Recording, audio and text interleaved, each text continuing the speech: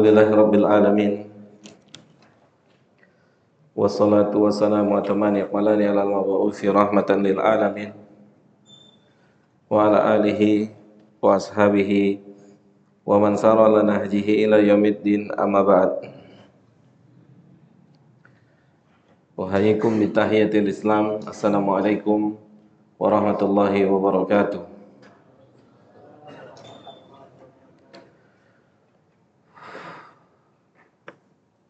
Allahumma la ilma lana illa ma 'allamtana wa 'allimna ma yanfa'una wa zidna ilma. Allahumma inna nas'aluka ilman nafi'a wa na'udzubika min ilmin la yanfa'.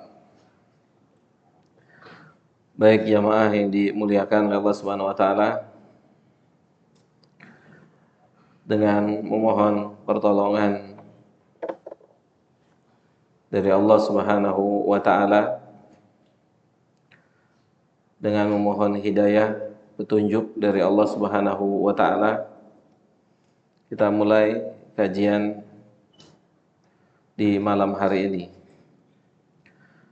Karena dengan hidayah dan petunjuk Allah, kita bisa melewati kajian ini sesuai dengan ketentuan yang ditentukan oleh syariat. Karena setiap detik, setiap saat kita butuh hidayah Allah. Setiap detik, setiap saat kita butuh hidayah Allah Subhanahu wa taala. Kita butuh taufik dari Allah Subhanahu wa taala. Tanpa hidayah dan tanpa taufik dari Allah Subhanahu wa taala, maka banyak sekali yang akan kita kehilangan.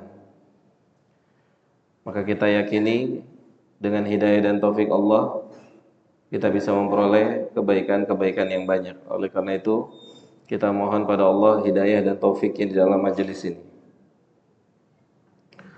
Kita akan lanjutkan kajian kita dari pembahasan Syarah Al-Usul As-Salasa yang ditulis oleh Fadilatul Syekh Muhammad Shalih Al-Utsaimin rahimahullahu ta'ala rahmatan wasi'atan. Pada pertemuan yang lalu kita telah membacakan nukilan Syekh Muhammad bin Abdul Wahhab dalam bukunya ini. Beliau menukil perkataan Al-Imam Asy-Syafi'i rahimahullahu ta'ala rahmatan wasi'atan, yang mana dikatakan, atau Al-Imam Asy-Syafi'i mengatakan, seandainya Allah Subhanahu wa ta'ala tidak menurunkan hujah ataupun alasan ataupun argumen untuk menetapkan status seorang hamba kecuali surat ini, yaitu surat Al-Asr, maka Al-Imam Asy-Syafi'i rahimahullah mengatakan lakafathum, maka sudah cukup, secara umum sudah cukup. Sebagaimana dijelaskan oleh Syekh Muhammad Shalih Al-Utsaimin rahimahullahu ta'ala rahmatan wasi'atan. Secara umum, jadi ungkapan daripada Al-Imam Asy-Syafi'i rahimahullahu ta'ala adalah ungkapan secara umum. Artinya, secara umum manusia diperintahkan untuk beribadah pada Allah Subhanahu wa ta'ala. Manusia diarahkan agar bisa menjadi manusia yang beruntung. Ya. Manusia yang beruntung, manusia yang tidak rugi, maka Allah Subhanahu wa ta'ala sebutkan. Maka siapapun yang ingin menjadi bagian dari manusia yang beruntung dan tidak merugi, hendaknya memperhatikan firman Allah Subhanahu wa taala dalam surat Al-Asr ini, yaitu sifat-sifat yang disebutkan oleh Allah Subhanahu wa taala. Jika kita ingin menjadi bagian dari hamba Allah yang beruntung ataupun tidak rugi, yaitu beriman, kemudian beramal saleh, kemudian saling memberikan nasihat untuk meniti kebenaran, menjalankan kebenaran, dan yang keempat adalah saling memberikan nasihat untuk bersabar dari segala hal. Maka 4 poin ini adalah 4 poin secara umum, 4 poin umum yang dijelaskan oleh Syekh Muhammad Shalih Al-Utsaimin. Demikian juga dijelaskan oleh Syekh Muhammad atau Syekh Abdul Razak hafizahullah ta'ala. Ayat ini berbicara secara umum, yaitu orang-orang yang beriman, beramal soleh, kemudian saling menasihati di atas kebenaran dan saling menasihati di atas kesabaran. Ini sifatnya umum, tidak tafsil ataupun tidak terperinci. Maka dengan keumuman ini seharusnya seseorang sudah bisa menjadi orang yang beruntung. Ya, dengan keumuman ini seharusnya seseorang sudah bisa memanfaatkan akal yang diberikan oleh Allah Subhanahu wa taala untuk keluar dari keumuman manusia yang merugi. Dari keumuman manusia yang merugi. Adapun secara perincian atau secara tafsil, maka dikatakan oleh Syekh Muhammad Shalih Al-Utsaimin tentu membutuhkan keterangan-keterangan Allah yang lain. Ya, membutuhkan keterangan Allah yang lain, seperti misalnya ketika Allah mengatakan ilal ladzina amanu, maka penjelasan secara terperincinya membutuhkan apa? Membutuhkan ayat-ayat dan hadis-hadis yang lain untuk menjelaskan secara terperinci bagaimana beriman yang sebenarnya, kemudian beriman kepada siapa, kemudian beramal soleh, apa yang dimaksud dengan amal soleh, kemudian apa persyaratan sebuah amal dikatakan sebagai amal yang soleh. Maka itu membutuhkan dalil-dalil yang lain, sehingga pernyataan Al-Imam Asy-Syafi'i rahimahullah ini dijelaskan oleh Syekh Muhammad Shalih Al-Utsaimin bahwasanya ungkapan yang dimaksud oleh Imam Syafi'i adalah ungkapan secara umum. Ungkapan secara umum. Adapun perinciannya, maka kita semua membutuhkan apa? Membutuhkan ayat-ayat dan hadis-hadis yang lain agar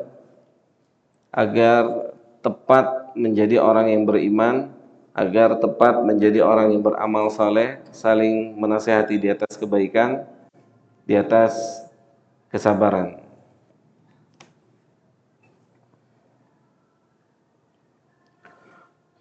Kemudian berikutnya Al-Imam Muhammad bin Abdul Wahhab menyampaikan atau menukilkan perkataan Al-Imam Al-Bukhari rahimahullahu ta'ala rahmatan wasi'atan. Setelah beliau menukil perkataan Imam Syafi'i, berikutnya beliau menukilkan perkataan Al-Imam Al-Bukhari rahimahullahu ta'ala. Al-Imam Al-Bukhari mengatakan, al-ilmu qabla al-qawli wal-amali. Ilmu itu kedudukannya lebih dahulu daripada seseorang atau kedudukannya lebih dahulu dari ucapan dan amal. Jadi seseorang sebelum mengucapkan dan sebelum beramal, maka dibutuhkan ilmu. Dibutuhkan ilmu sebagai hujah atau sebagai alasan kenapa seseorang beramal. Kemudian Al-Imam Al-Bukhari, Al-Imam Al-Bukhari, kita tahu sedikit tentang atau diantara sedikit tentang kecerdasan Al-Imam Al-Bukhari rahimahullahu ta'ala rahmatan wasi'atan, yang mampu untuk apa? Untuk merapikan hadis-hadis Nabi Muhammad SAW yang terbolak-balik antara sanad dan matannya. Al-Imam Bukhari itu diantara karunia Allah yang Allah berikan kepada beliau.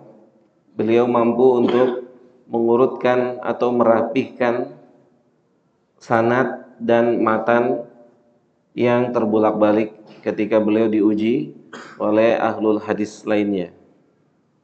Maka Imam Al-Bukhari rahimahullah itu mampu membenarkan, menempatkan sanad pada tempat matannya masing-masing. Al-Imam Al-Bukhari itu beliau mengatakan, atau perkataan Al-Imam Bukhari yang ma'ruf, perkataan Al-Imam Al-Bukhari yang ma'ruf, di antara perkataan beliau, al-ilmu qabla al-qawli wal amali. Ini perkataan Al-Imam Al-Bukhari, ma'ruf perkataan ini, ilmu terlebih dahulu. Ilmu terlebih dahulu. Dan perkataan Al-Imam Al-Bukhari ini banyak digunakan oleh siapa? Oleh para ulama. Para ulama banyak menggunakan ungkapan yang diungkapkan oleh Al-Imam Al-Bukhari ini. Taib. Ungkapan Al-Imam Al-Bukhari ini adalah salah satu ungkapan daripada seorang ulama. Ungkapan yang berasal dari seorang ulama. Jamaah yang dimuliakan oleh Allah Subhanahu wa taala, di antara yang harus kita bedakan ketika kita menuntut ilmu agama, kita harus bisa membedakan antara perkataan ulama dengan dalil. Kita harus bisa membedakan antara perkataan ulama dengan dalil. Karena tidak setiap perkataan ulama itu berdasarkan atau sesuai dengan dalil-dalil Al-Quran ataupun hadis Nabi SAW. Ya. Jadi jamaah yang dimuliakan oleh Allah, sandaran kita dalam beramal itu adalah dalil dari Al-Quran ataupun hadis Nabi kita Muhammad SAW. Jadi jamaah harus bisa membedakan ketika mengamalkan sesuatu atas dasar dalil atau atas dasar istinbat kesimpulan ulama. Ketika itu adalah istinbat ulama, maka kita tertuntut untuk apa? Untuk apa? Ketika itu perkataan ulama, maka kita tertuntut untuk mencari tahu dalil dari ungkapan tersebut. dan tidak ada kewajiban untuk kita ya mengikuti ataupun menjalankan perkataan ulama yang tidak berdasarkan dalil dari Al-Quran dan Sunnah. Mungkin perkataan ulama, istinbat ulama, ya mungkin perkataan ulama, istinbat ulama, tetapi bukan sebuah dalil yang sharih atau yang tegas dalam Al-Quranul Karim ataupun dalam hadis Nabi kita Sallallahu Alaihi Wasallam. Maka jadilah hamba Allah penuntut ilmu yang apa? Merdeka. Jadi hamba Allah seorang penuntut ilmu yang merdeka, yang menjalankan syariat ini berdasarkan dalil, ya berdasarkan dalil. Oleh karena itu, ketika kita mau mengikuti satu ungkapan daripada ungkapan para ulama atau ustadz atau asatidzah, maka ungkapan tersebut semestinya selayaknya kita mengetahui memang ungkapan tersebut adalah dalil dari ayat Al-Quran atau hadis Nabi Muhammad Sallallahu Alaihi Wasallam.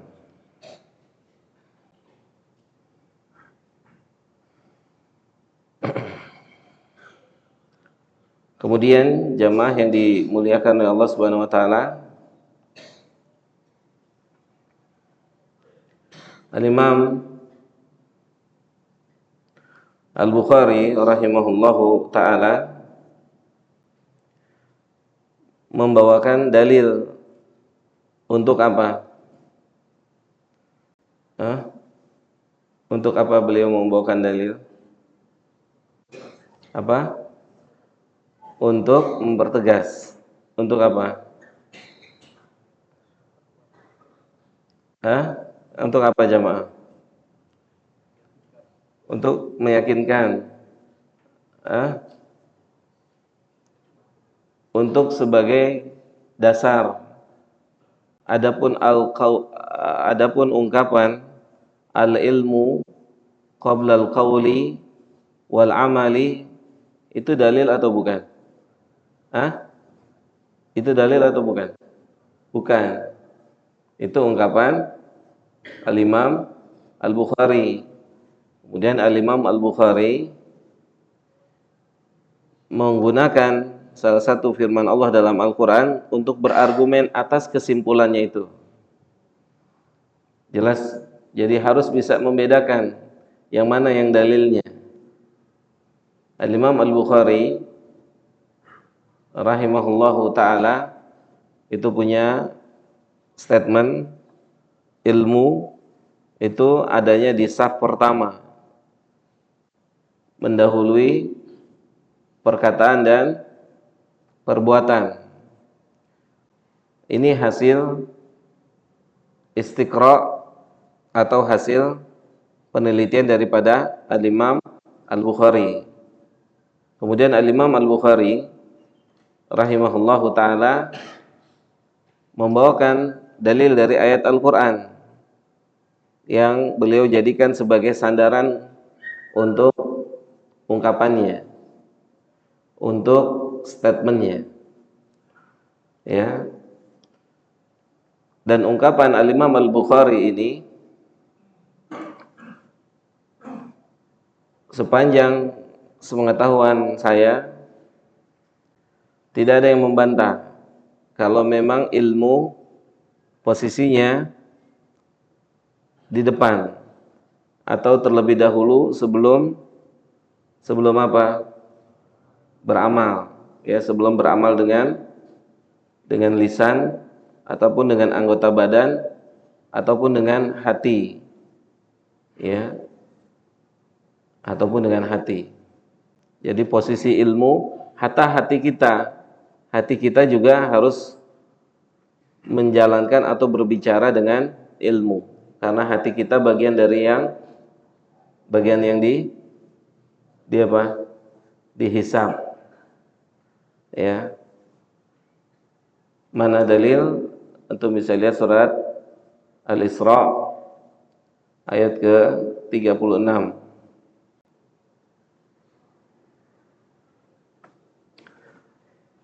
Kata Rabbuna jalla dzikruhu wala taqfu ma laysa laka bihi ilmun.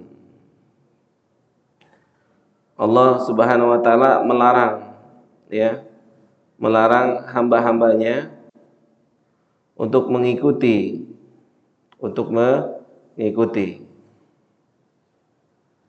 apa saja, baik ucapan, perbuatan ataupun keyakinan.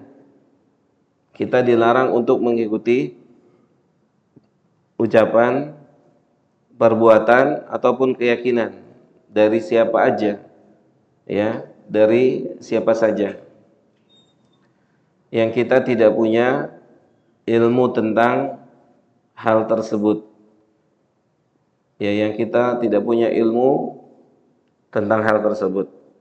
Ini juga sebagai dalil yang digunakan oleh para ulama. Kalau ilmu mendahului amal, jadi kita tertuntut untuk mengetahui ilmu terlebih dahulu. Ilmu apa saja? Ya, ilmu apa saja? Seperti yang pernah kita sampaikan di majelis ini, salah satu janji daripada Nabi Muhammad dalam majelis ilmu itu apa janjinya? Sakinah, kan? Salah satu janjinya apa? Sakinah. Illa nazalat alaihi musakinah. Salah satu janjinya itu sakinah. Akan diberikan ketenangan, akan diberikan tumakninah. Itu salah satu karakter penuntut ilmu. Tumakninah, tenang, tidak gelisah. Itu salah satu apa? Karakter penuntut ilmu. Seharusnya demikian. Penuntut ilmu itu diantara karakternya, ya, diantara karakternya apa? Tenang, tidak gelisah, tidak panikan dalam menjalani hidup dan kehidupan. Karena itu salah satu janji yang dijanjikan oleh Nabi Muhammad sallallahu alaihi wasallam. Pernah saya sampaikan di sini. Ketika kita menjadi hamba Allah dan penuntut ilmu, tetapi kita masih gelisahan, masih panikan, tidak tenang, dan seterusnya, maka di antara koreksinya adalah koreksi cara kita menuntut ilmu. Karena menuntut ilmu pun ternyata ada caranya, ada aturan mainnya. Oleh karena itu kita minta petunjuk, minta hidayah dari Allah, agar kita bisa melewati majelis ilmu dengan sesuai ketentuan yang ditentukan. Kita pernah bahas di sini sedikit. Sebelum dapat sakinah, Nabi sebutin apa? Masih ingat? Sebelum Allah memberikan sakinah, Nabi menyebutkan majtama'a qaumun fi baitin min buyutillahi ta'ala. Pertama itu berkumpul di rumah Allah. Yang kedua, membaca kitab ataupun Al-Quran. Yatluna kitab Allah. Itu yang kedua. Kondisi yang kedua di dalam majelis ilmu, membaca kitab, sibuk dengan membaca ataupun menulis. Yang ketiga apa? Yang ketiga apa jemaah? Nah, ini kekurangan kita. Kita mau dapat sakinah, tapi kita nggak tahu cara dapat sakinah. Kita cuman sampai pada sakinahnya saja. Contoh gini, ya, contoh. Apa salah satu keistimewaan orang yang sholat? Apa Pak Haji? Saya kasih kopi saya, belum saya minum nih Pak Haji. Ketenangan batin ya, Masya Allah. Batinnya tenang ya Pak Haji. Apalagi kalau nikah lagi gitu. Masya Allah. Apa salah satu ketenangan batin kata Pak Haji? Apa yang lain? Salah satu kelebihan orang yang sholat, ya itu kan bunyi teks ayatnya kan gitu. Tanha anil fahsya wal munkar, itu keistimewaan orang yang sholat. Maka ini kita pulangin lagi sama diri kita. Kalau kita sholat, tapi kita masih gemar dengan perbuatan dosa dan maksiat, ya, berarti ini harus ada evaluasi. Harus ada evaluasi. Evaluasinya apa? Cara kita sholatnya. Kan tidak mungkin ayatnya yang salah. Ayatnya tidak mungkin salah. Ya Romi, salah nggak Rom ayatnya? Saya sholat nih, kita sholat. Ya, misalnya nih, na'udzubillahi min dzalik. Hari ini bicara apa adanya. Hari ini zaman khotir, zaman yang bahaya. Na'udzubillah, summa na'udzubillah, semoga Allah tolong kita semua di zaman ini. Film-film dewasa itu hanya butuh klik-klik saja hari ini. Sahih Pak Haji? Dengan alat ini. Sahih? Nggak ada jaminan kita yang ada di sini termasuk orang yang terjebak oleh setan. Nggak ada jaminan. Siapapun kita, apalagi kita hidupnya berdekatan dengan alat ini. Oleh karena itu kita harus sering berdoa sama Allah Subhanahu wa taala. Semoga Allah lindungi kita dari kemaksiatan dengan alat ini. Ya, maka jaga putra-putrinya. Jaga putra-putrinya. Padahal Nabi kita Muhammad SAW itu memberikan nasihat kepada salah seorang sahabat ketika sahabat itu bertanya, bagaimana cara orang bisa selamat dunia akhirat? Salah satu yang Nabi sebutkan apa? Ilzamul buyut. Jangan sering-sering keluar rumah. Itu nasihat Nabi. Banyak-banyak di rumah. Tetapi hari ini maksiat masuk di rumah kita. Sahih enggak? Masuk. Anak kita yang tadinya rajin ke masjid, tiba-tiba enggak ke masjid lagi. Itu bisa jadi habis nonton video seorang ustadz yang bilang sholat 5 waktu enggak wajib di masjid. Mungkin atau tidak? Kok sekarang tuh bocah dengerin musik ya? Kenapa ya? Ternyata tuh bocah kasih tahu kita, ayah, abi, ustadz fulan dari Timur Tengah juga bilang musik itu halal. Coba. Hah? Sahih? Ayah kan baru belajar Iqra di Nurul Iman. Ini ustadz yang ngomong lulusan Timur Tengah. Gitu. Sedangkan ayah baru belajar di Nurul Iman, belajar Iqra. Jadi nggak apa-apa dengerin musik. Kenapa? Karena dia lebih berilmu dari ayah. Insya Allah. Hanya dengan alat ini, ya, bisa merusak apa? Merusak akidah. Akidah orang bisa rusak dengan alat ini. Makanya Syekh Fauzan hafizahullah taala benar-benar mewanti-wanti, hari ini hari yang sangat mengerikan. Zaman ini adalah zaman yang sangat mengerikan. Ya. Sepersekian kalau Nabi bilangnya apa? Sallallahu alaihi wasallam. Paginya orang beriman, sorenya kafir. Sekarang kita tanya sama diri kita, ada jaminan nggak antum sampai pagi nanti tidak berdosa dengan alat ini? Allahu Akbar. Allahu Akbar. Sahih? Nabi bilangnya pagi akan datang, sayati zamanun fitanun, akan datang satu zaman fitnah yang sulit untuk dibedakan. Sampai Nabi mengatakan saking dahsyatnya itu fitnah apa?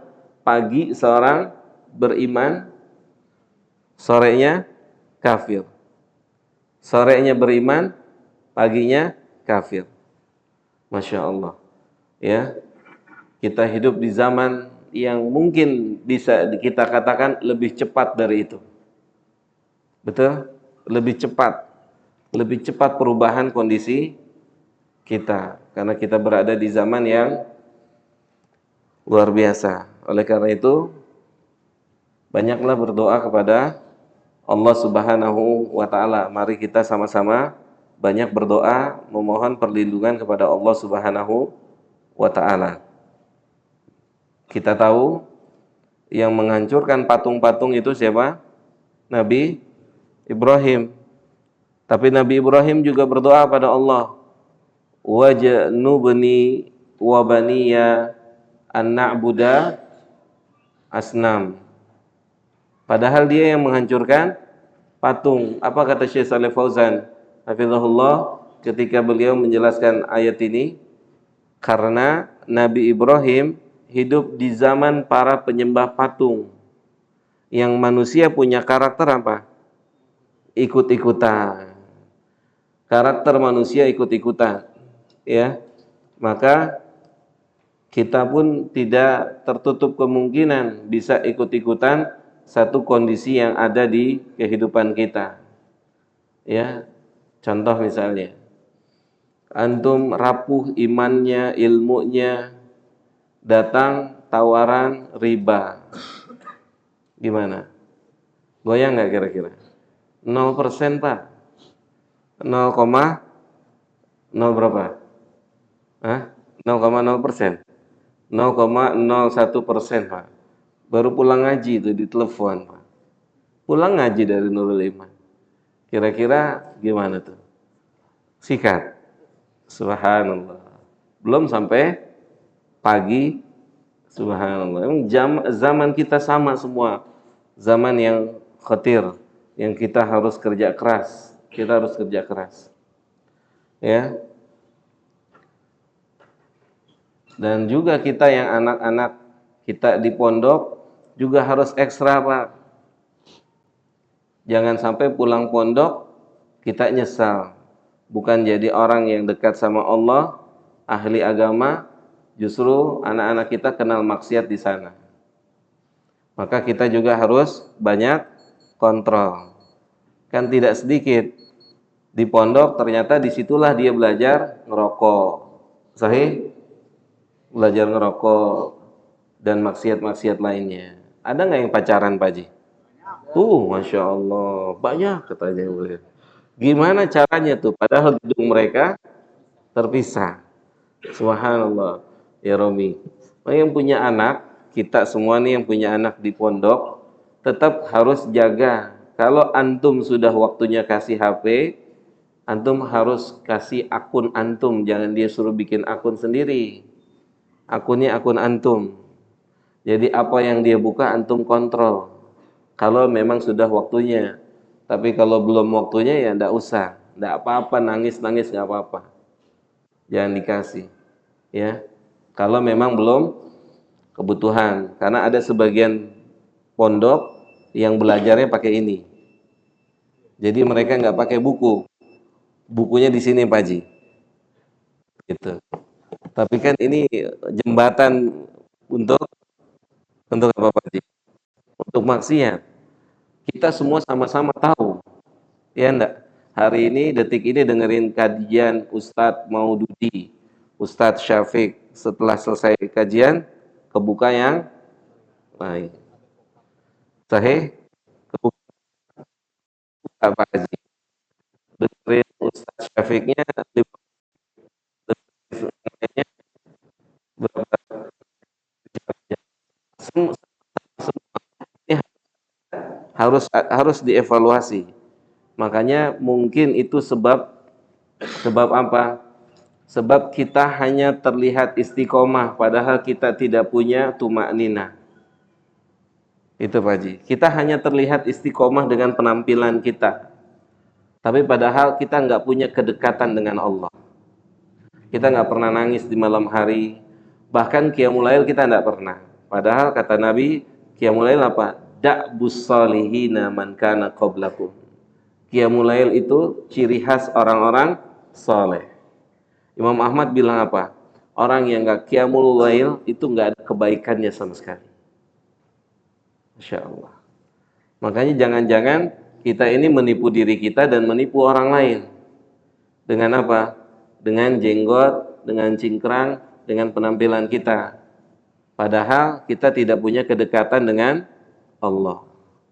Kita tidak punya kedekatan dengan Allah. Kan salah satu tanda keikhlasan seseorang itu qiyamul lail. Hampir dipastikan orang yang qiyamul lail itu ikhlas. Kenapa? Karena qiyamul lail nggak ada orang, Pak Haji. Nggak live streaming juga kan? Ya kan?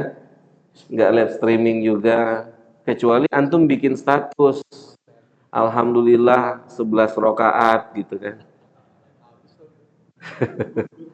Kecuali antum bikin status gitu.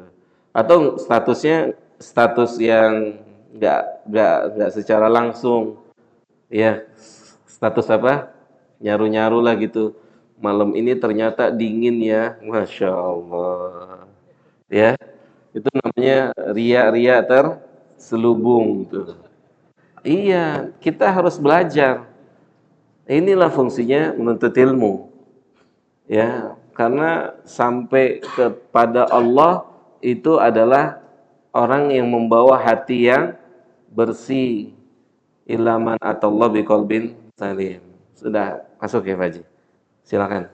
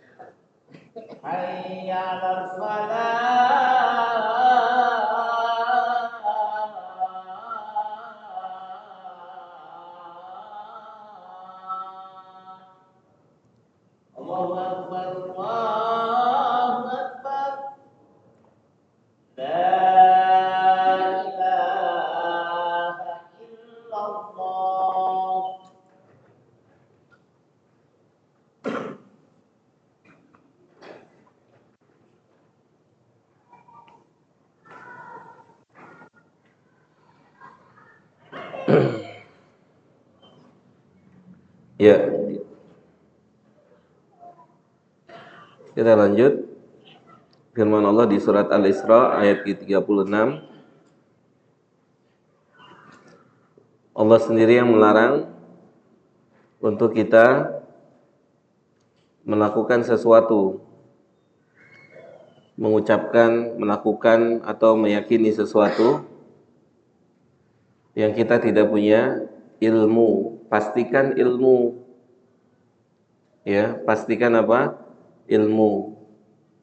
Ilmu itu berpulang kepada Al-Quran dan Sunnah. Seperti yang tadi kita bahas, ketika kita sebagai penuntut ilmu, kan seharusnya kita menjadi orang apa? Yang sakinah ya. orang yang tenang, orang yang nggak panikan. Kenapa, Mas? Seharusnya kita tuh penuntut ilmu punya karakter ini nih, sakinah. Kenapa? Kenapa, Faris? Karena udah dijanjiin sama Nabi, di antara faidah atau di antara keutamaan yang dimiliki oleh penuntut ilmu apa? Dia diberikan sakinah. Tapi kalau kita jujur dalam hidup kita, ternyata kita belum punya sakinah, selalu apa? Selalu panik menghadapi sesuatu, ya, mendidik anak, mendidik istri, toko, pekerjaan, selalu panikan, maka itu perlu evaluasi, Pak. Di antara evaluasinya adalah cara ngaji kita, cara belajarnya kita. Mungkin kita tidak memenuhi persyaratan untuk mendapatkan sakinah. Kita tidak memenuhi persyaratan. Karena bisa jadi itu yang menjadi faktor utama kita tidak menjadi seorang penuntut ilmu atau hamba Allah yang sakinah. Itu di antara apa? Di antara poin yang akan dimiliki oleh penuntut ilmu. Dia akan menjadi sesosok manusia yang sangat tenang, berwibawa dan seterusnya. Sama seperti apa? Salat tadi. Ketika kita salat, ketika kita sudah salat sebagaimana semestinya yang ditentukan oleh Allah Subhanahu wa taala ataupun oleh Nabi kita Muhammad sallallahu alaihi wasallam, maka dipastikan karena Allah yang mengatakan, dipastikan apa, Faris? Salat itu dapat menjadi sebuah pencegah perbuatan keji dan mungkar, tanha anil fahsya wal munkar. Gitu. Maka bagaimanapun kalau kita masih dampingan dengan dosa dan maksiat, apalagi dosa dan maksiat yang tersendiri, terselubung, maka segeralah kita semua melakukan evaluasi salat kita, evaluasi kedekatan kita dengan Allah Subhanahu wa taala.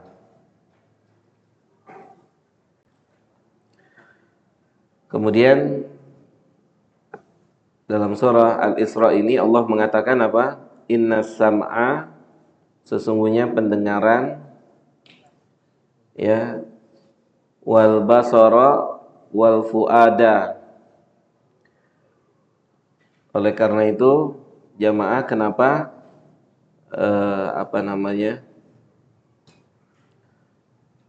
kita tidak dianjurkan, bahkan kita dilarang untuk apa?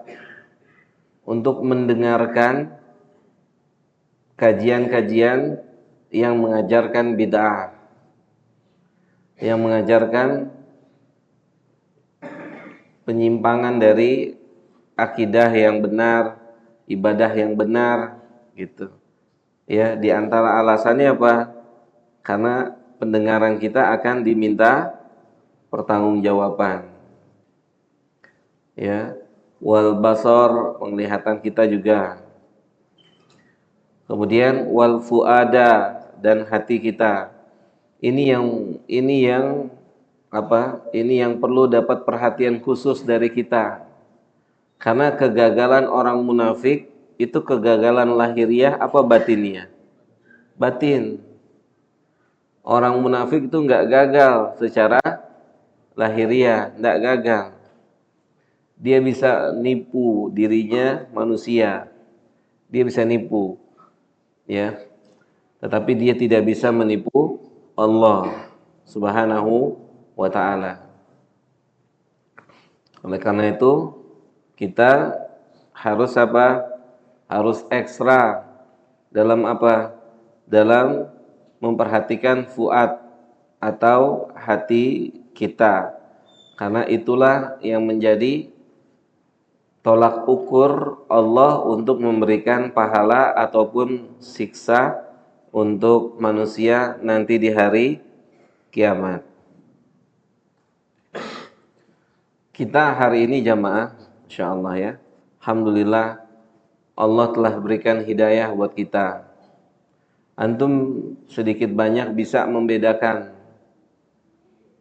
yang mana sunnah, yang mana bid'ah, yang mana tauhid, yang mana syirik. Alhamdulillah, dengan taufik Allah, Allah mudahkan.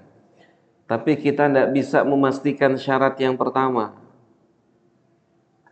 Bisa enggak? Antum memastikan syarat yang pertama. Syarat apa? Ikhlas. Itu. Syarat ikhlas. Siapa yang bisa memastikan? Kalau orang-orang hebat saja tidak bisa memastikan. Orang-orang hebat yang dimaksud adalah orang-orang yang telah dijamin masuk surga. Padahal mereka sudah dijamin masuk surga dan Allah sudah memberikan apa? Sudah memberikan pernyataan tentang bersihnya hati para sahabat dari tercampurnya keinginan sesuatu dari dunia ini. Antum tahu ya, kita semua pernah dengar, saya yakin. Apa ancaman di antara ancaman terbesar untuk menuntut ilmu dari Nabi kita sallallahu alaihi wasallam? Apa ancamannya? Ancamannya ya neraka. Sebelum neraka apa? Hah? Korek api neraka. Yang lain sebelum. Kata Nabi apa? Ancaman di antara ancaman yang perlu kita perhatikan. Apa? Kata Nabi, lam yarih raihatal jannah. Allah tidak akan izinkan dia mencium aroma surga. Kapan ini bisa terjadi? Kapan terjadi? Kan Nabi sudah sebutin apa? Seorang penuntut ilmu yang seharusnya dia tidak menuntut ilmu, tidak belajar, ini termasuk kita orang tua. Apakah Allah yang menjadi tujuan atau perdagangan dunia ini yang menjadi tujuan kita menyekolahkan anak-anak di pondok? Atau memang kita menginginkan wajahnya Allah? Apa yang kita inginkan? Gitu. Namanya manusia, orang menuntut ilmu. Termasuk di antara menuntut ilmu keutamaannya adalah memperbaiki keikhlasan. Semakin hari semakin berusaha untuk ikhlas. Terus belajar, berdoa sama Allah, semoga Allah berikan keikhlasan, semoga ajarkan tentang keikhlasan, dan seterusnya. Kata Nabi kita Muhammad SAW apa? Siapa yang menuntut ilmu, yang seharusnya dia menuntut ilmu untuk mencari wajahnya Allah, tapi dia menyimpan sesuatu di hatinya, menginginkan sesuatu dari dunia dan perhiasannya ini, ada keinginan, maka Nabi mengatakan lam yarih raihatal jannah. Dan ini letaknya adanya di mana? Di hati. Masya Allah ya. Ini sebuah tantangan yang harus kita selesaikan. Bukan berarti kita mundur menjadi seorang penuntut ilmu, terus minta sama Allah Subhanahu wa taala. Karena apa? Karena status penuntut ilmu adalah di antara status terbaik. Penuntut ilmu agama ya adalah status hamba Allah terbaik. Salah satu status hamba Allah terbaik adalah penuntut ilmu agama. Dan menuntut ilmu agama salah satu jalan untuk keluar dari laknatnya Allah. Karena dunia ini kan terlaknat. Nabi mengatakan innama dunya mal'unatun. Dunia ini terlaknat semuanya. Mal'unun ma fiha illa zikrullah, kecuali orang yang di dunia aktivitasnya adalah mengingat Allah, wa mawala, dan yang serupa. Kemudian alim wa muta'allim, orang yang berilmu dan orang yang belajar ilmu agama. Maka tantangan ini minta sama Allah semoga kita bisa melewatinya. Ya, semoga kita bisa melewatinya. Semoga Allah berikan kepada kita keikhlasan dalam menuntut ilmu agama. Terus minta, terus berdoa, ya pastikan atau terus minimal kita berusaha terus cari tahu apa itu ikhlas. Apakah saya sudah ikhlas? Apakah Allah yang saya inginkan? Apakah benar-benar kita menginginkan balasan dari Allah Subhanahu wa taala? Terus koreksi, terus koreksi, terus koreksi. Karena di hari kiamat sudah tidak lagi ada kesempatan untuk kita evaluasi ataupun mengkoreksi. Koreksi dan evaluasi adalah adanya di hari ini. Makanya Masya Allah, coba antum lihat nanti tafsir Al-Quran ya. Lihat tafsir Al-Quran. Siapa yang disuruh tobat sama Allah dengan tobatan nasuha? Orang beriman ya. Allah bilang, ya ayyuhalladzina amanu tubu ilallahi taubatan nasuha. Masya Allah tuh. Itu perlu dapat perhatian. Kenapa orang beriman? Kenapa Allah nggak bilang, wahai para pelaku zina, penjudi, minum khamr, dosa-dosa yang lainnya? Kenapa Allah bilang, ya ayyuhalladzina amanu? Nanti dicari tafsir Ibnu Katsir, tafsir At-Tabari, lihat ada rahasia apa di balik perintah Allah terhadap orang-orang yang beriman ketika disuruh untuk bertobat kepada Allah Subhanahu wa taala. Bahkan Allah bilangnya tobatnya apa? Taubatan nasuha. Taubatan nasuha. Oke.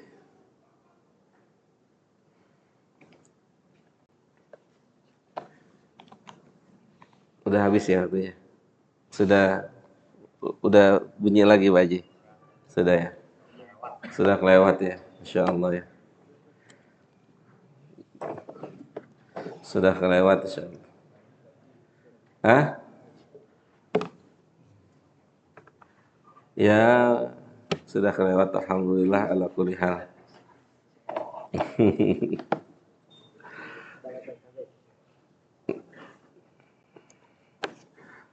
Kalau nanti bisa, mudah-mudahan semuanya bisa, saya bisa, Pak Haji bisa, semuanya bisa. Mungkin kita akan lanjut setelah Isya ya. Kalau Allah mudahkan, ya Bang Rijal ya. Semuanya bisa, saya bisa, semua bisa. Yang mau belajar silakan. Nanti kita sambung, tapi bukan hari ini. Berdoa aja terus sama Allah. Semoga Allah mudahkan. Ya. Belajar sampai jam berapa? Apa? Terganggu sama yang muda. Yang muda suruh sabar aja dulu gitu ya. Emang yang muda udah ada ya Pak Haji? Cuman orang-orang yang paham aja ya. Insya Allah, semoga Allah mudahkan ya. Semoga Allah mudahkan untuk belajar, tapi berusaha untuk apa? Berusaha untuk mengikuti aturan atau konsep yang disampaikan oleh Nabi dalam menuntut ilmu itu. Agar apa? Agar dapat apa yang dijanjikannya itu. Gitu. Kita minta sesuatu, tapi kita tidak memenuhi persyaratan, itu tidak mungkin dikasih. Antum bikin SKCK coba ke kantor polisi, antum nggak bawa KTP, dikasih nggak? Semua persyaratan antum ada, KTP-nya nggak ada, suruh pulang lagi nggak? Pulang lagi. Kita minta sama Allah, minta sakinah, minta ketenangan, tapi kita tidak memenuhi persyaratan untuk dapat itu, tidak bisa. Ya, semoga Allah mudahkan. Insyaallah taala.